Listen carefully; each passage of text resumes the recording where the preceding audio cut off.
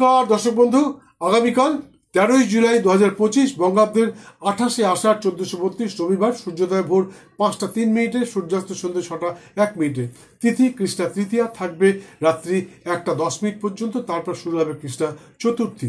আগামীকাল সকাল 6টা 53 মিনিটের মধ্যে যেসব শিশু সন্তানের জন্ম হবে তাদের হবে শ্রবণ নক্ষত্র, মকর রাশি, বৈশ্য বর্ণ, শ্রবণ নক্ষত্র, দেবগণ, শাখামৃগ বা বানরজনী, এবং বিংশতির মধ্যে তাদের জন্ম হবে চন্দ্রের মহাদশায়। এখানে একটা কথা বলা দরকার বন্ধু, শ্রবণ নক্ষত্রে মা সরস্বতীর জন্ম হয়েছিল।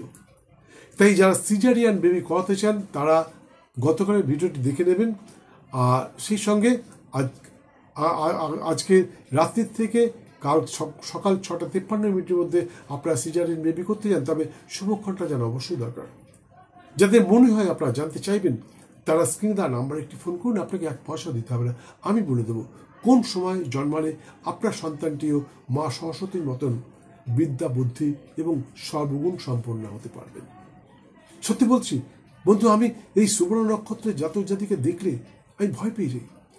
তারা হয়তো এমন একটা কোশ্চেন করে ফেলবে, এমন একটা প্রশ্ন করে ফেলবে যার উত্তর আমার জানা নেই। তাই সুবর্ণ নক্ষত্রের জন্ম জাতক জাতিকা সত্যি প্রচণ্ড বুদ্ধিমান এবং মেধাবী হয়ে থাকে। এরা পড়াশোনা কখনো খারাপ হয় না, খুব ভালো হয়। তবে এটাও সত্যি কথা যে অন্যান্য গৃহে যে সমস্ত গ্রহগণ বসে রয়েছে তাদের কিন্তু নক্ষত্রগত অবস্থান এবং দৃষ্টি বিনিময়ের প্রয়োজন, দেখা প্রয়োজন, বিচার প্রয়োজন। যাই হোক, আগামীকাল সকাল 6টা 53 মিনিটের পর যে সমস্ত শিশু সন্তানের জন্ম হবে তাদের হবে মকর রাশি, বৈশ্যবর্ণ, কিন্তু তাদের হবে ধনিষ্ঠা নক্ষত্র, দেবাড়ি বা রাক্ষসগণ, সিংহজনী, এবং বিংশতির মধ্যে তাদের জন্ম হবে মঙ্গলের মহাদশায়।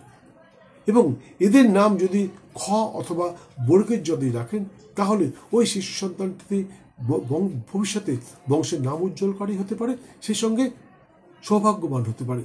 কিন্তু যাদের জন্ম সন্ধ্যে 6টা 54 মিনিটের পর তারা হবে কুম্ভ রাশি, শূদ্র বর্ণ, ধনিষ্ঠা নক্ষত্র, দেবাড়ি বা রাক্ষসগণ, সিংহজনী, এবং বিংশতির মধ্যে তাদের জন্ম হবে মঙ্গলের মহাদশায়। এদের নাম গ তালবেশ অথবা দন্তের সাথে যদি রাখতে পারেন তাহলে শিশুটি সৌভাগ্যবান তথা বংশের নাম উজ্জ্বলকারী হতে পারে। এবং আগামীকালের শুভক্ষণে অবরাহ্ন, গাত্র হরিদ্রা, পুণ্যাহ, নৌকা গঠন, নৌকা চলন, ঔষধকরণ, ঔষধ সেবন, হলপ্রবাহ, ধান্যরোপণ, ধান্য স্থাপন, ধান্য ছেদন, বীজ বপন, শান্তি সংস্থান ইত্যাদি অনুষ্ঠান সম্পন্ন করতে হবে। আশা করি অবশ্যই সফল হবেন। সুস্থ থাকুন, ভালো থাকুন, দিনটা আপনার খুব ভালো যাক। আরেকটা কথা, যারা বধির, আমার অনেক ভাই বোন আছে যারা কথা বলতে পারে না, শুনতে পারে না, কিন্তু তাদের ইচ্ছাকে যদি জানবার, তারা বাংলা পড়তে পারে, তাহলে তাদেরকে আমার ইউটিউবের আমার গুগল বিজনেস অ্যাকাউন্টটাতে দিয়ে দিন। কিচ্ছু না, গুগলে যান, গুগলে যেখানে সার্চ লেখা আছে সেইখানে সিদ্ধপুরুষ ডক্টর দেবদত্ত রুবিন, ঠিক এই ইউটিউবে যেরকমভাবে লেখা রয়েছে SIDDHAPURUSH স্পেস DR.DEVDUT লিখুন, লিখে সার্চ করুন, আর আমার গুগল বিজনেস অ্যাকাউন্ট খুলে যাবে। সেখানে গিয়ে ওয়েবসাইট পাবেন এবং আমার অনেক কিছু জানতে পারবেন, আমার সম্বন্ধে বৃত্তান্ত জানতে পারবেন।